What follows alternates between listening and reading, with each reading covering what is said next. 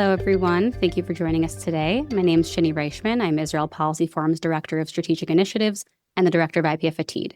IPF ATID is our Young Professionals Network, which informs and empowers the next generation of leaders by fostering pragmatic conversations around Israel and the Israeli-Palestinian conflict, with programming around 7 chapters across North America. Welcome to those who are joining us for the first time and those who are our regular watchers, as well as all of you listening on Israel Policy Pod, where we have a recording.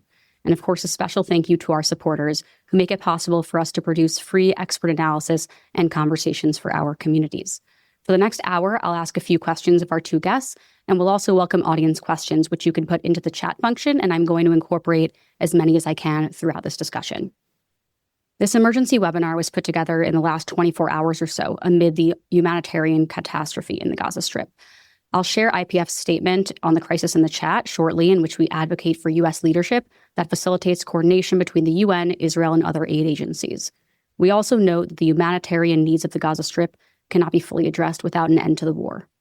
Today, we'll cover the current humanitarian landscape in Gaza, barriers to increasing aid flow, both logistical and political, what steps can be taken by all parties involved to alleviate the suffering, and how this is all being covered in both Israeli and international media.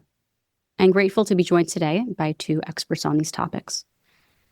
First, we have Lieutenant Colonel Elrom, who's a former senior officer of COGAT, the Coordination of Government Activities in the Territories, which is the IDF unit responsible for overseeing aid to the civilian population in Gaza and implementing the civilian policy in the West Bank, in coordination and cooperation with officials from defense and government offices in various fields. In addition to several other former leadership positions within COGAT and the IDF, or holds a master's in IR and security studies from Tel Aviv University and a bachelor's in political science and government from Bar Ilan. We're also joined today by Dr. Shira Efron, who many of you know, so I'll have a shorter bio for her. She's our research director at Israel Policy Forum and also the Diane and Guilford Glazer Foundation Senior Fellow. She's been advising the UN on issues relating to this about the aid in Gaza for many, many years. So Shira, I will start with you, and then we'll move to Or. Since the Israel-Hamas war began, humanitarian aid has actually been one of the most politically charged aspects of the entire conflict, both within Israel and in terms of how the war is perceived among the international community.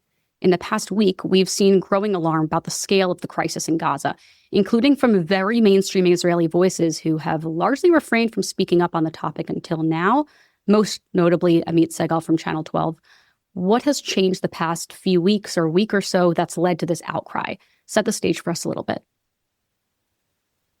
Hi, Shani. Hi, everyone joining here. And I really thank Or for doing this with us. I'll just a minor correction. I had advised the UN years back. I no longer advise the UN. But there was on issues pertaining to Gaza before this war started, actually even before the previous wars, Guardian of the Wall in 2021. But to your question, so there were a few things that have happened recently, and I think the media conversation, the public conversation in Israel is a topic on its own, but the outcry here is quite different than it is around the world. The debates here are quite different.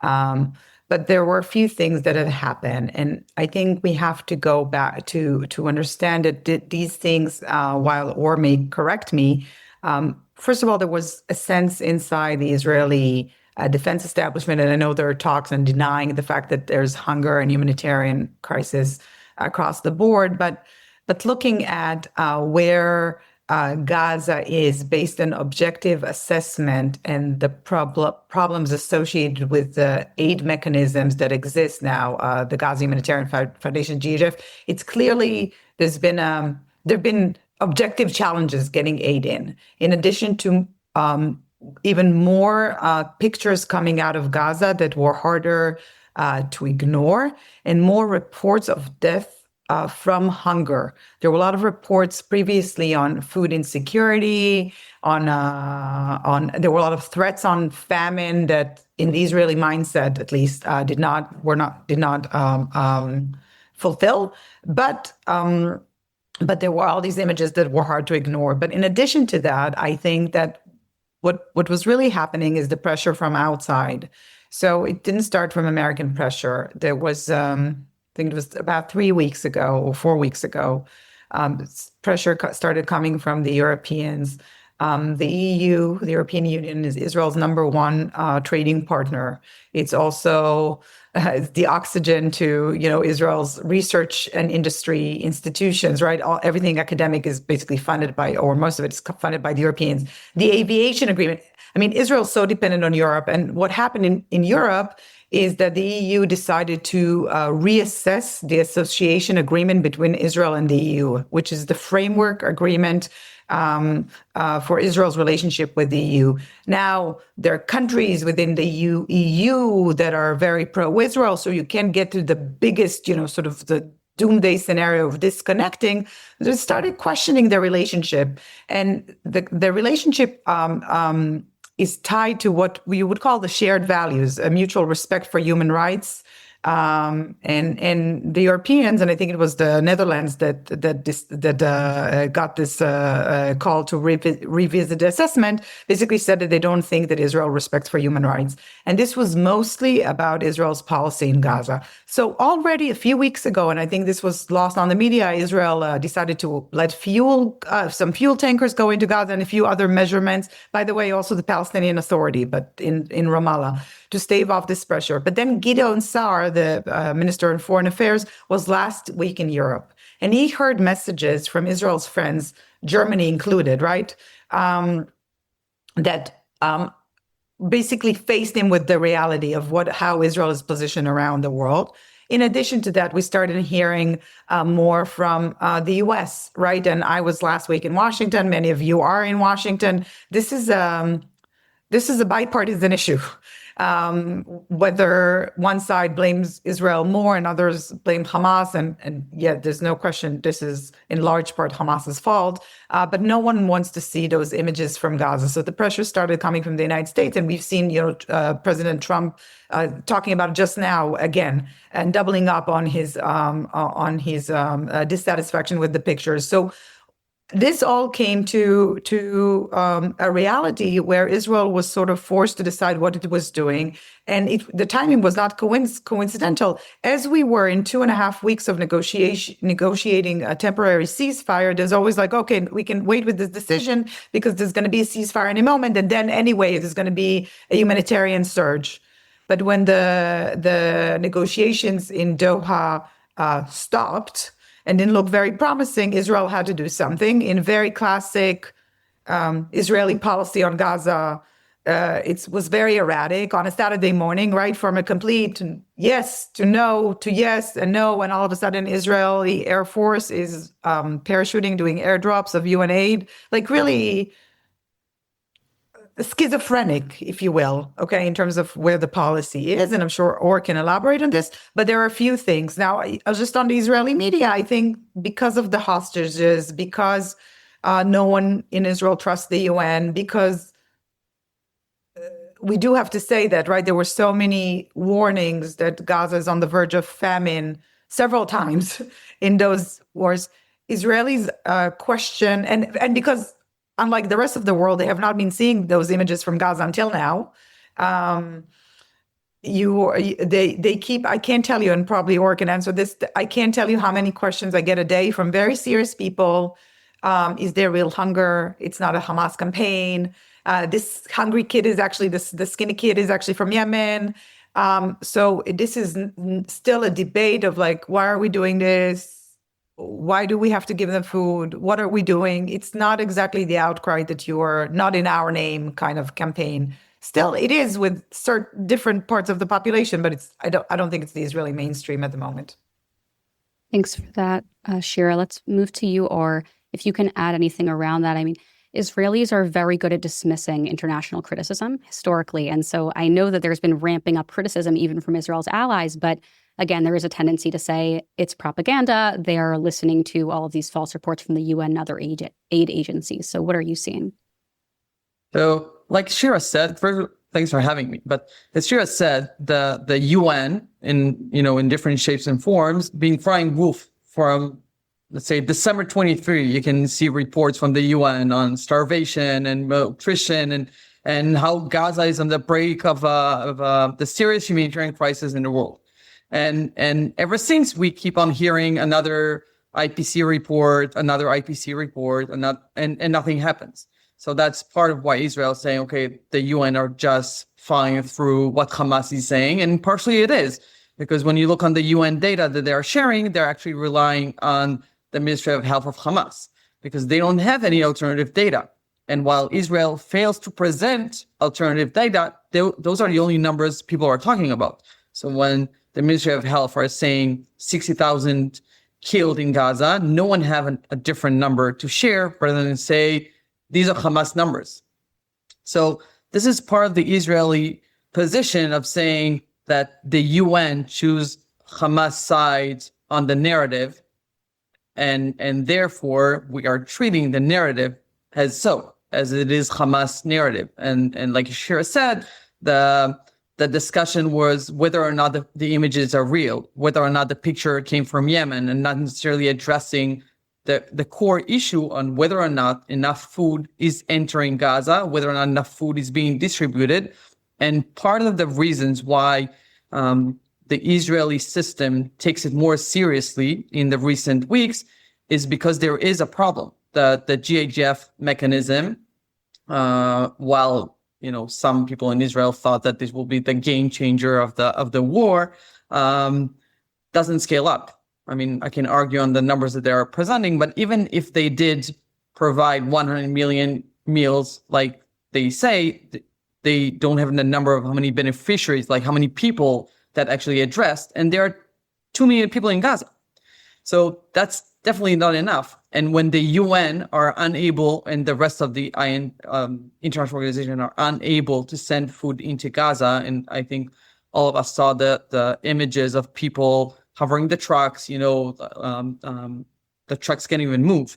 So the UN, and it's like an endless circle, because then the donors go back to the UN and say, we won't support, or we won't fund aid that is just being looted. So the UN saying, okay, if we're going to risk our donations, we're going to halt. So, and it's like a chicken and an egg situation, because as long as people will understand that they'll get the aid, and they need to see like a regular entering of food, they won't stop looting the aid. And the UN are saying, no, we will enter the aid once the situation will calm down. So it's like an endless circle. I think part of it is what you saw in the Israel statements on, for instance, the humanitarian pause, when it has no real significance, because the humanitarian pause are mainly in areas that the IDF doesn't operate to begin with, but it mainly to show the population, yes, the aid will enter. You can, the stress can release. If you'll just let the aid enter, then you'll get the food. So it's a very complicated situation. I don't think it happened at once. I don't think it happened on one day.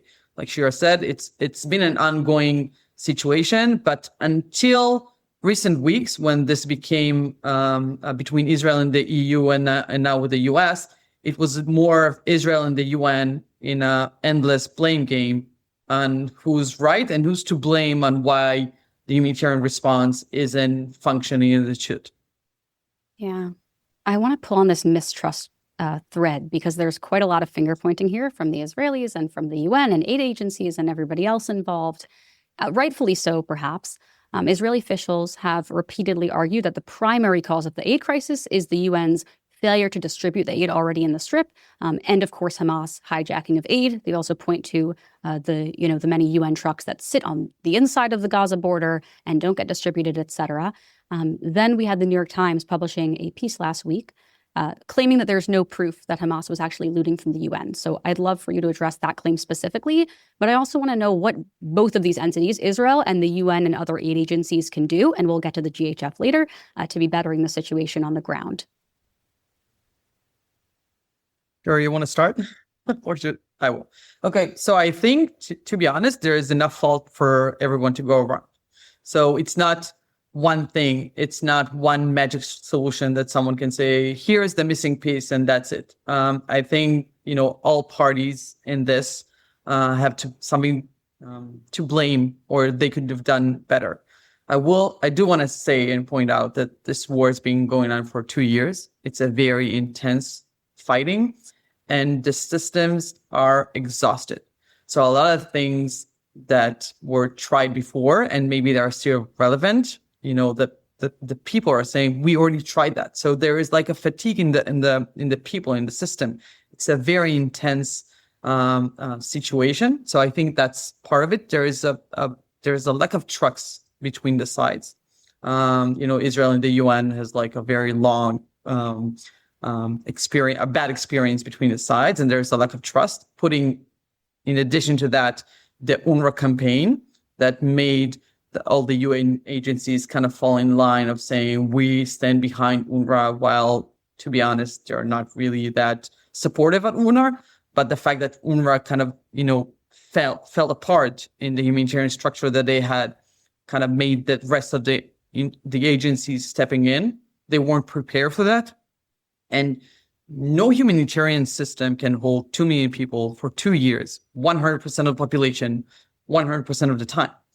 So that is a burden on the humanitarian community. And let's be honest, countries doesn't stand in line to give endless funds to this humanitarian support.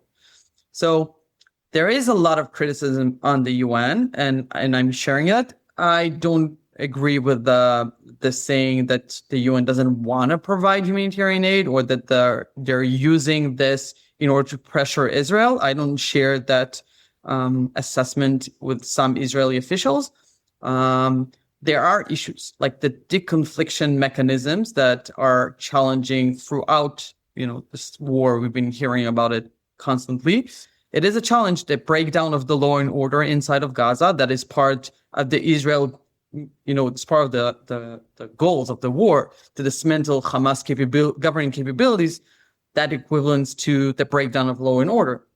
So Israel could do more, especially on the routes and the securing of the routes inside of Gaza.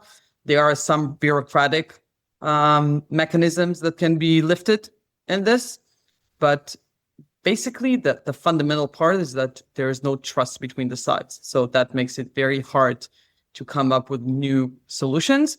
And I'll add to that there is no real UN leadership here. The UN changed 5 humanitarian coordinators in 2 years. There is no temporary special envoy to the Middle East. So you don't see a leadership here.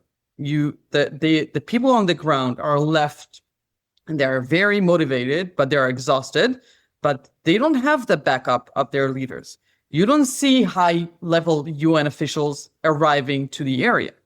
They're staying in New York, they're giving statements, they're having like very supportive tweets, but they're not here. They're not on the ground. They're not addressing. There are things that the people that are stationed in Israel, decisions that they can make, and they need their higher level supports. And that discussion, that very high level strategic discussion, doesn't take place, unfortunately. And I think that's part of the problem, and maybe the answer is also there. Thank you for that. I just want to, first of all, encourage everyone to keep sending questions in the chat, and I'll try to incorporate them. I'll just quickly address one, which is the question of why Israel is responsible for aid. I want to clarify that this isn't aid being bought and sent in by Israel. It's being facilitated by Israel, which is the power on the ground. This aid is sent from other countries, typically. So moving on from that, the Gaza Humanitarian Foundation was created to kind of bypass this big issue between Hamas and the UN and Israel. I don't know if it was very successful in doing that, and I would love to hear more from both of you on its success and its failures, and help us understand the many really terrible instances of Gazans being killed at the aid distribution sites that many of us have been seeing in the media over the past few months. I'll try to be diplomatic about it, and I'll let Or take the heat for GHF. I just want to go back to something that Or said, that, it is what you would call a collective failure, the Gaza humanitarian crisis. It's a collective failure, and this blame game, and it's so frustrating to me. The 22 months in, we're basically in the same conversation. Israel blames the UN blames Israel. There's donor fatigue, which existed back then. There are all these issues that are just becoming worse, and unfortunately, we've crossed this tipping point. The problem with tipping points is that once you passed it, then there's almost no way back.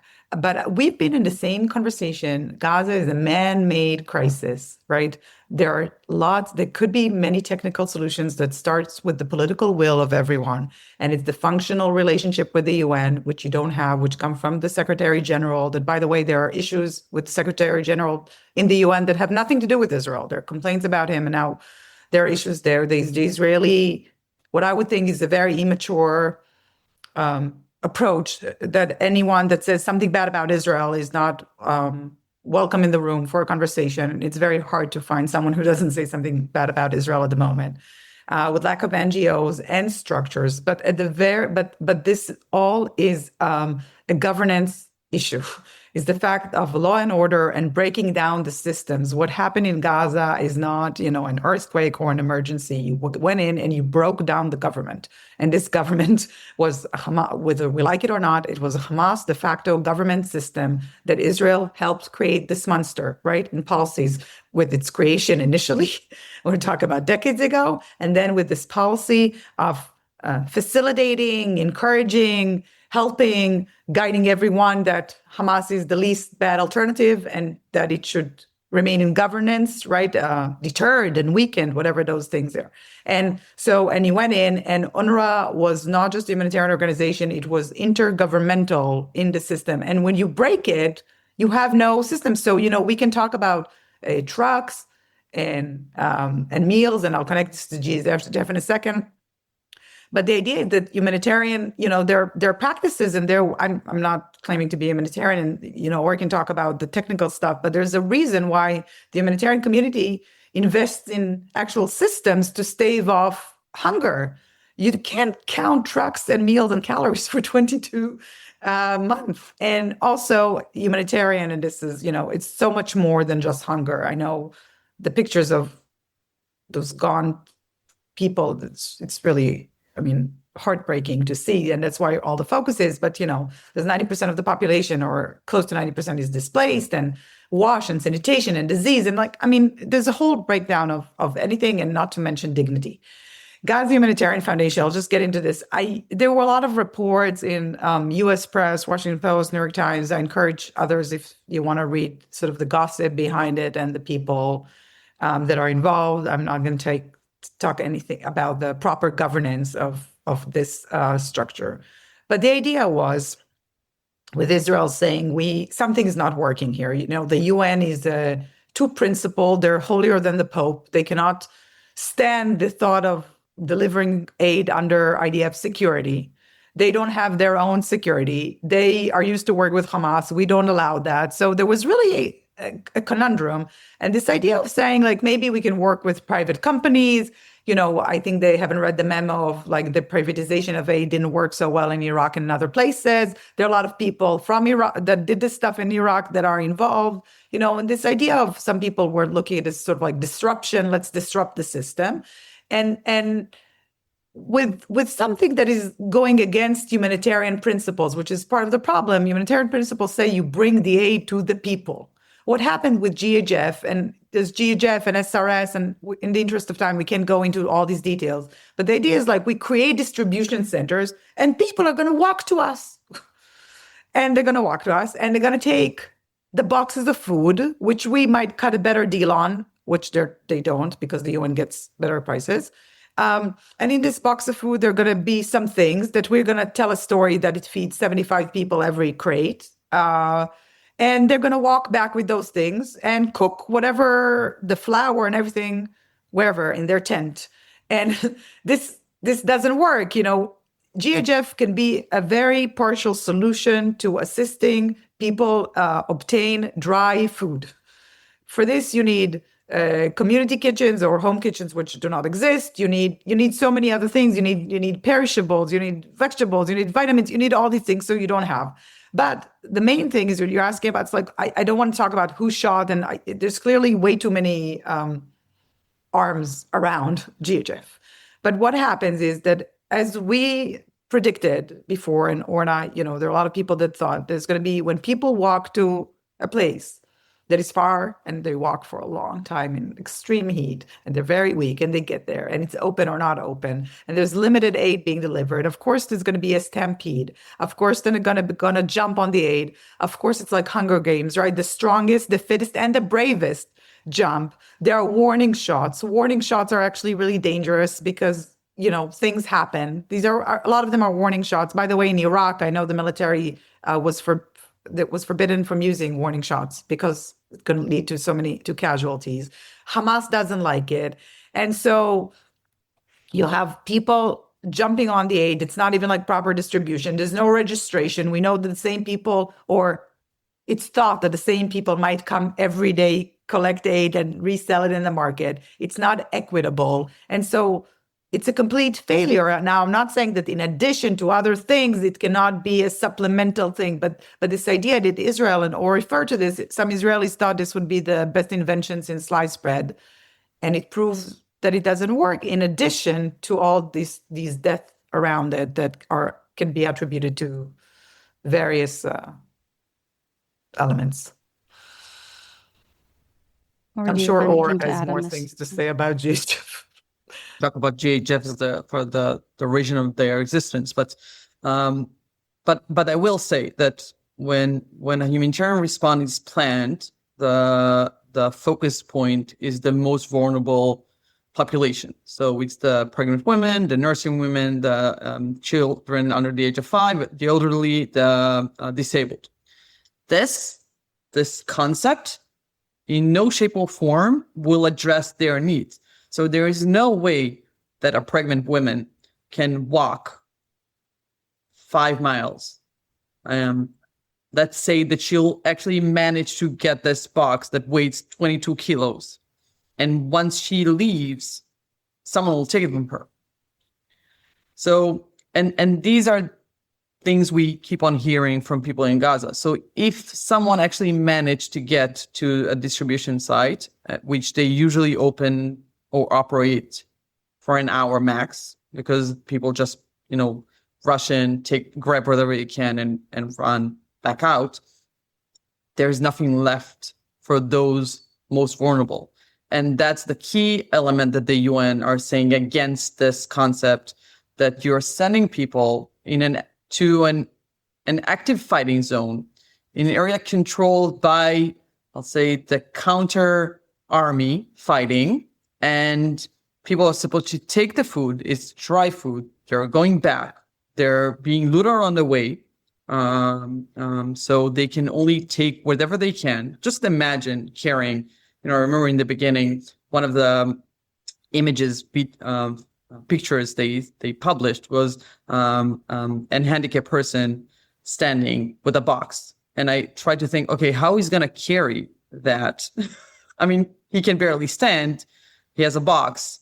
And then what? So even if the concept, like Shira said, that there was a need to kind of shake the humanitarian system because it didn't really work. Even before the ceasefire, those of you who remember, there was always complaints and it wasn't very functioning. So the idea was that we need something different. I think we actually needed something different. I think that wasn't what we needed. It was planned badly. It was implemented even worse. And the fact that now it became this, it's like the part of the blame game of GHF saying they're part of the blame game against the UN. But I don't see a difference. There is no difference between people jumping on a truck, looting the truck, and then people jumping on the food boxes and looting them. Because there's no registration here and here. So no one really knows how many people are being fed in Gaza. Not the UN, not GHF. So the fact that GHF published numbers of meals, that's great. But no one knows how many beneficiaries they have because they have no registration. The same for the UN. So when you're asking how many people are hungry in Gaza, no one knows, because no one knows how many people are being fed, how many people are being served with humanitarian support. I will put aside the UAE that are basically the only one managing some sort of functioning humanitarian response in Gaza. They don't get any of the credit, talking about credits, but But their humanitarian response in Gaza, I think, Shira, I think you'll agree, but it's the most functioning humanitarian response at the moment. They're doing it very quietly, but they're managing. But again, they will never be able to do 2 million people. And they don't intend to. So that's also part of it. But it is part of the blame game. This concept never worked. I don't see a reason why it would work in the most complicated humanitarian operation in the world. No one has conducted a humanitarian operation in such intense fighting area. Never happened. I don't see why it will succeed here. Thank you for that. Before I get to the next question, we do have a lot of folks who reminded me, and I don't want to take for granted, perhaps I did, that of course this entire war did begin on October 7th with a horrific massacre by Hamas and taking of hostages who do remain in captivity to this day, and they are part of experiencing whatever starvation is happening in Gaza is we would assume, even more so amongst them. And Shani, I think, again, I can't believe 22 months after, we still need to say that Hamas is a barbaric terrorist organization.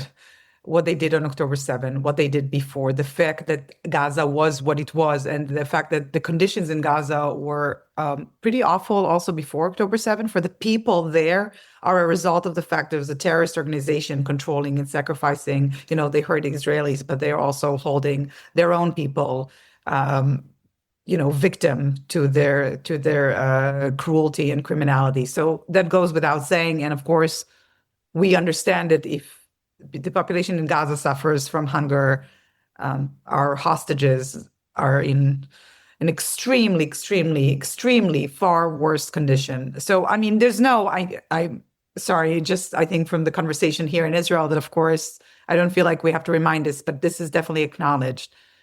It does not mean that we cannot talk about all the other things that came after October 7, in my view. Absolutely. And for those of you who follow Israel Policy Forum, you know that we spend a lot of time speaking about every aspect of this war, most notably how it's impacting those on the ground in Israel, and of course, the many soldiers dying. And this is an emergency webinar for a very specific issue that's coming up a lot for many of us this week. A lot of folks are also mentioning, and Shira, I'll take this to you directly because you might have more flexibility. A lot of people want to know very specifically about the New York Times op-ed. They want to know, is it true that there is no evidence that Hamas is looting from UN trucks? That very specific question. I know you've both addressed the sense of lawlessness that has led to looting, which makes a lot of sense, but there's a very specific claim about Hamas here and looting of UN trucks specifically, and I would love to get your response to that. So, I mean, I don't know if Or can comment on it. I don't know. I have a lot of respect for the New York Times, and there were 2 IDF senior officers anonymously quoted. So I'm pretty sure a journalist actually spoke to IDF officers. I don't think the New York Times faked it. I could imagine a scenario where there's a talk about Hamas and the journalist asks the officer or one of the officers or 2 of the officers, how many they interviewed, but do you have evidence for Hamas stealing aid? And an officer saying, no, well, we don't have evidence, and this is the headline. What I can say, at least I know, I've heard, okay, I'm not going to go into the details. First of all, there are different types of looting, right, in Gaza by Hamas and by just criminal gangs. And there's what Or referred to this public looting in terms of how everyone divides. There is intelligence that suggests that Hamas benefits from aid in not just eating, right? It's not the fact that Hamas militants eat food. It's more the fact that they can use it to earn money through a complex network, exchanges in different countries and other things. My understanding is that the UN, because it controls the whole, what you would call, I guess in English you'd say, right, value chain, the whole value chain from donor, from where they source their stuff to the area exactly to the point of distribution. The UN has their own distribution sites in the community. It's less vulnerable to Hamas exploitation. It does not mean Hamas doesn't benefit from it, but it's less vulnerable than some NGO that is connected to an Islamic I don't know what, and an exchange in Istanbul and crypto here, and it gets to somewhere. And I think this also goes to something that we have to talk about. Israel, in terms of its internet, I'm not a legal expert, but I think Israel still argues that because we're still in a war situation, Israel is not responsible for the population itself. Israel's responsibilities under international humanitarian law is to facilitate, to enable the aid. So for a long, long time, Israel said our responsibility is make sure that those trucks come to the crossing. The moment they enter the crossing, right on the other side, it's the UN's problem. By the way, they say it again today. And they were like, no one cared. It's sort of like what happens from the Gaza side of the crossing to how it gets to the beneficiary. So there's sort of like on the one hand, the legal commitment, the other hand is what is actually happening and how do we monitor and how much we control it. I don't know, maybe Or can elaborate on the data, but I do think the UN route is not foolproof, but it's less vulnerable. That's my understanding. I don't know, Or, what do you think? I don't know if you can comment on it. I won't comment on that, but I will add that that we need to keep in mind that there is a distinction between UNRWA and Hamas involvement in UNRWA's system and the rest of the UN agencies. We don't see UNRWA, despite their very active social media activity. They're not that involved in the humanitarian response on the ground in Gaza. So even if we did see more of Hamas involvement in UNRWA's aid distribution, partially not necessarily benefiting economically, but did use it as a governing force. And like Shira said, the UN, the rest of the agency's system is less, it's more controlled in that manner. But that's like all I'll say. Thank you. There are a lot of comments more than questions in here, but important ones, noting for me the lack of clarity, that there is such confusion. And I think the fact that neither of you has a really concise answer, which is important because it adds so much more nuance and depth to the answers.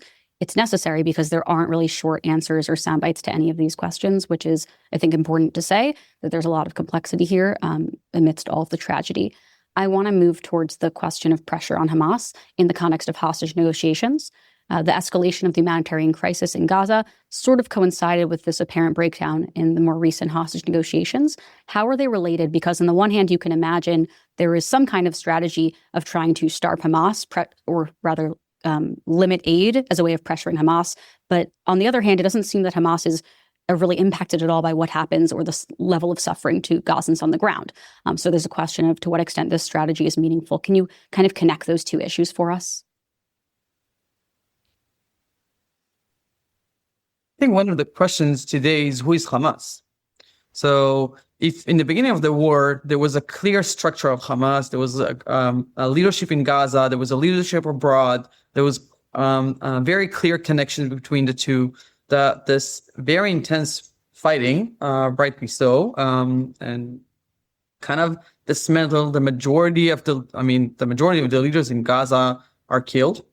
So when you talk about Hamas, the interests are so spread out that the leaders at the moment in Doha, even though they just left, doesn't necessarily share the same interest as the people in Gaza. And even in Gaza, who is there to make the decision? There's always, I think the only left senior official is Zadin, who's comes from the very extreme military wing. So when you say Hamas, then who do you refer to? I don't think that the humanitarian pressure on the population is a big concern to them. Yes, they would want to see it as part of end the war and a ceasefire, that they will be able to go back to the community and say, here, this is what we brought. I don't think that's the number one topic, which what Israel kind of hoped, that the humanitarian pressure will kind of force Hamas to get a better ceasefire. I do think that what we saw kind of backfired because there was more pressure on Israel to end the war that kind of made Hamas say, okay, we can keep on going. So we can come from a stronger position to this because Israel is under so much pressure internationally that they will need to be like the weaker part of the discussion, while Israel kind of hoping that the humanitarian pressure will change the equation. It didn't. So I think that's also part of it, that we fail to see or to fail to understand whether or not Hamas really cares about the humanitarian response in Gaza. And I think it's very clearly they don't. Yeah, I'll just want to add to this that, of course, Hamas, they don't care about this. They never liked the civilian part of the job anyway, even when they were the de facto governance. And so but I think, and it really goes to who's in Hamas today and the decision-making processes. But there's a bigger issue, right? Israel's war aims have been pretty much just sloganeering, right? A complete defeat of Hamas. This complete defeat. I mean, there are war goals that are, dismantling Hamas as a governing authority and as military authority and bringing back the hostages. The first two, you could argue that Israel achieved. It's no longer an army, right? It's a guerrilla organization, but it's not an army. It's not a governing authority at the moment. The hostages, most are back, but we still have 50 hostages alive and dead in Gaza. But arguably, Israel could tell a winning story, just like he did in Lebanon and in Iran, where the military achievement is imperfect. But because Israel is sticking to this idea of we will not talk about the day after until after, and there has been no plan, no way to operationalize even what Israel is saying, right? It's like, one Hamas gone, we want an exile. Okay, can you name 10 people in Hamas that you want to exile? Do you want to give them this honor of exiling them? Do we have 10? I mean, I'm serious. These are real questions. Do you want disarmament of whom, from whom? Who is the day after? Not PA, but yes, Fatah clans, nod, yes, no. I mean, and this leaves us with a bigger issue that there is sort of a theoretical threat on Hamas that Israel is going to occupy Gaza, right? There's a whole now, if Hamas doesn't decide, if Hamas doesn't go back to the negotiations now and doesn't become more flexible in the negotiation, Israel is going to go and annex territory and occupy Gaza. But I got to tell you that Hamas has been pretty good about reading the Israeli public, and there's no appetite for this. So I'm not saying they're calling the Israeli bluff, because maybe this will be implemented, but it's really not what Israelis want. I mean, there's a minority in Israel wants it, but it's a very short minority. I mean, I'm not going to speak about the IDF, but it's not the IDF's preferred course of action. This is not what they want. There are immense costs to this, economic, in human lives, and diplomatic, that Israel cannot assume the burden of, I think, of full occupation and military rule. And Israeli society doesn't want that. So I think from Hamas' perspective, if Israel's threat is not credible in their eyes, Israel is undergoing this diplomatic tsunami, being treated like, I don't know, ways that I've never seen this and hadn't anticipated. So Hamas really benefits from this, right? And the fact that Hamas is what is our best choice anyway? Who are we? It's not like we're seeking a refuge out. So in that regard, it's not surprising that they're toughening their position. And I think we Israelis, we're in a bind. we have to find there needs to be a way out of this, and not this other way. Because then not just the humanitarian crisis, but so many other things are going to fall onto Israel's lap. Mm-hmm. I'm going to ask this. This is the first question I'm asking verbatim, because I think it was very succinct. Who is actually in charge of picking up the aid from the trucks sitting just inside the border? In an ideal situation, if things were functioning smoothly, what would happen with all those trucks and all of that aid? So each truck that is sent into Gaza, there is someone that bought it or paid for it or got it. So whoever sent the truck, it's like a two-way coordination. So you coordinate the trucks to the crossing from the Israeli side, and the same guy that sent it, or the same organization, same figure, same entity, is the one responsible to picking it up. So when the UN is sending 30 trucks, they are supposed to collect the 30 trucks. part of the aid that all of us saw on the ground on the Palestinian side of Kerem Shalom in the recent briefings. Part of it is the UN. It's very clear. You can see the logo on it, and some of them are not. Some of them from other international organizations operating in Gaza. So the process is that if you send a truck from Israel to the crossing, you're sending a truck to come from Gaza to pick it up. It's like back to back. That's it. It's very simple. So there's no one responsible. Each organization is responsible for them. By the way, it's part of their responsibility for their donors. So if someone donated either funds or kinds to an organization, it's their responsibility towards their donors to pick it up. It's more simpler than it sounds. It's more complicated in terms of security and the confliction on the way, but the process is easier than sounds. Thinking more about the political side of this, there are a lot of questions here regarding to what extent decisions around aid are politically motivated on the Israeli side. And I'm wondering if you can speak to that a little bit, Shira. Obviously, there are a lot of factors at play. I would imagine politics is one of them amongst many, militarily and otherwise. Can you address that?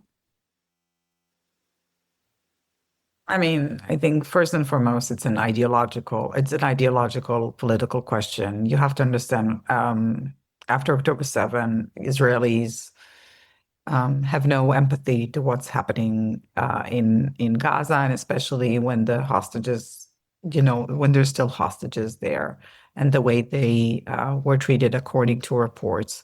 So there's this issue with the media self-censoring here, right? And we hear all the time that the editors say that our viewers don't want to watch it. So what's even in Gaza, and the fact that just like Israelis, I mean, of course you can go on social media and take the effort, but Israelis are in their echo chambers and don't see this.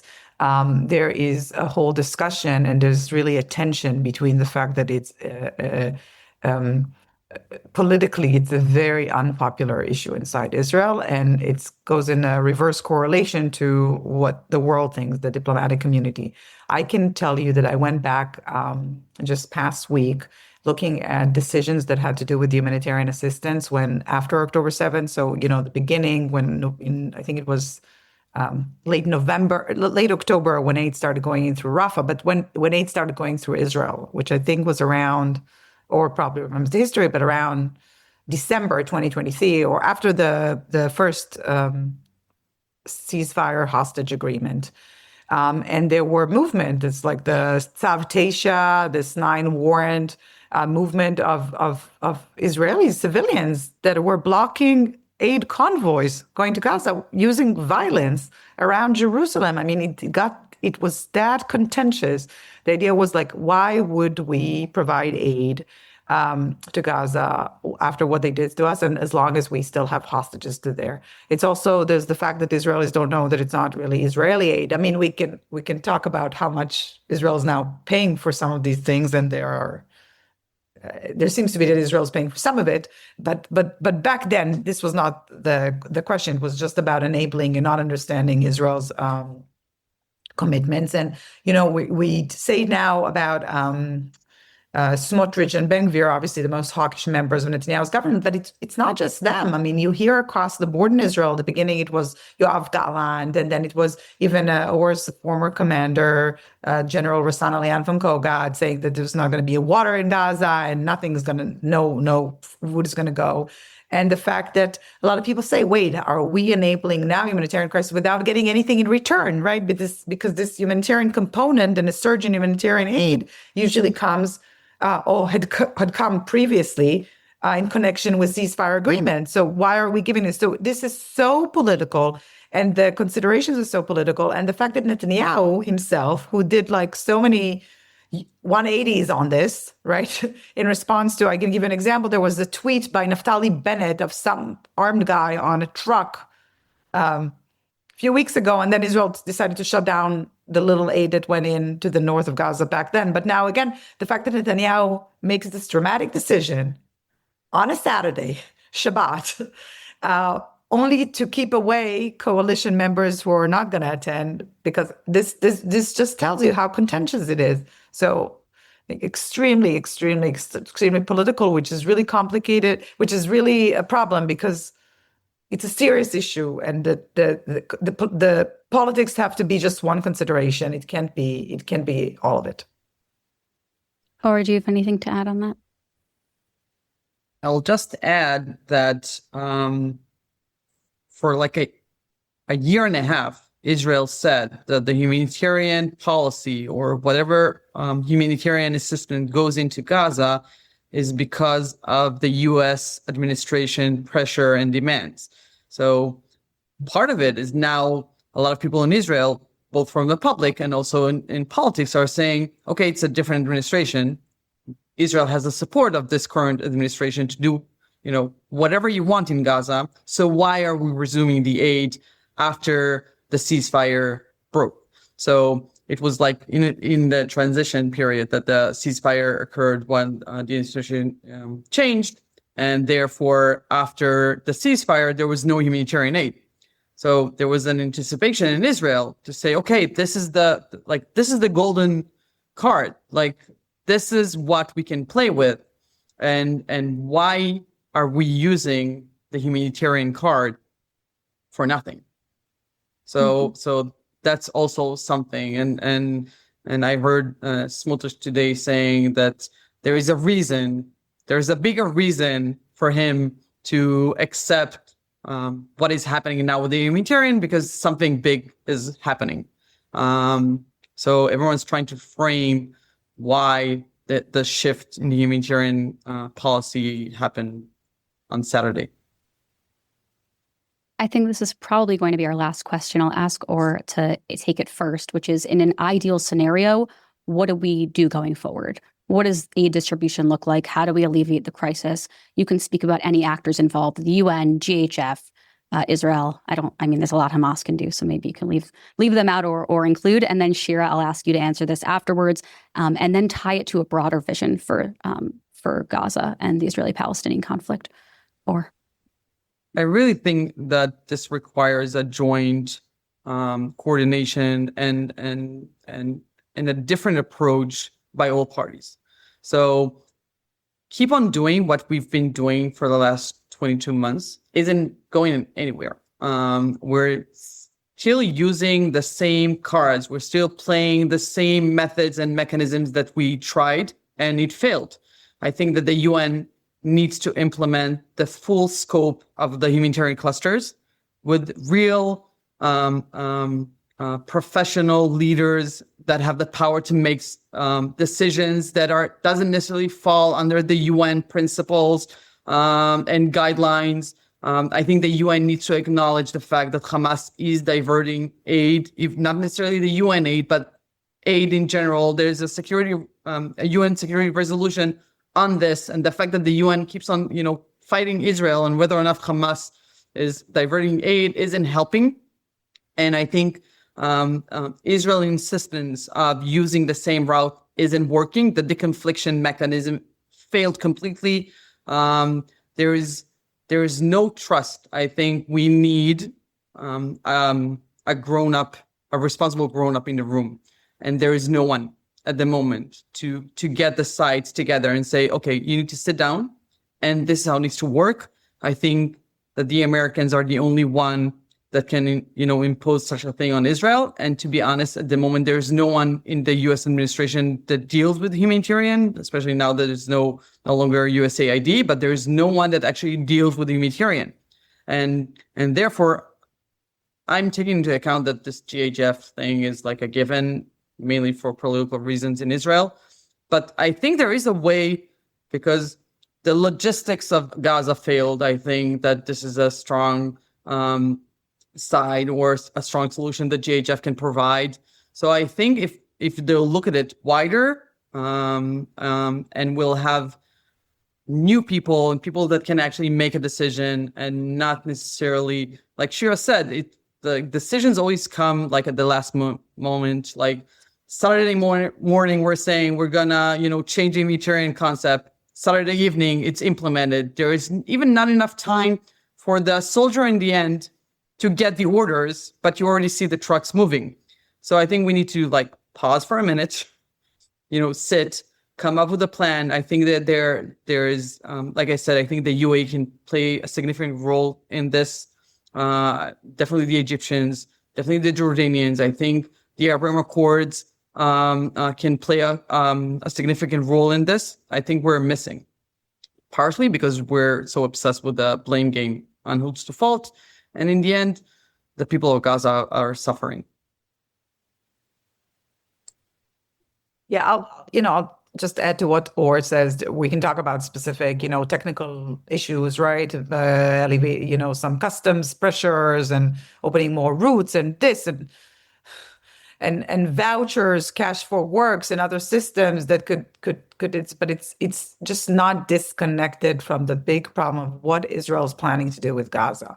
Because the Arabs, and you hear it also from the Emiratis, they're number one, despite what President Trump said that no other country put more money into Gaza. It's factually not true. The Emiratis have put a lot of money into this, way more than the United States. Oh, by the way, also the Europeans. But they're reluctant to do more without articulating a vision for the day after in Gaza that has to do with the Palestinian governance that is supported, and then the Arabs will come in. They have said it. They have certain conditions. They want an invite and they want some sort of affiliation to a formal political Palestinian body, which I know of only one.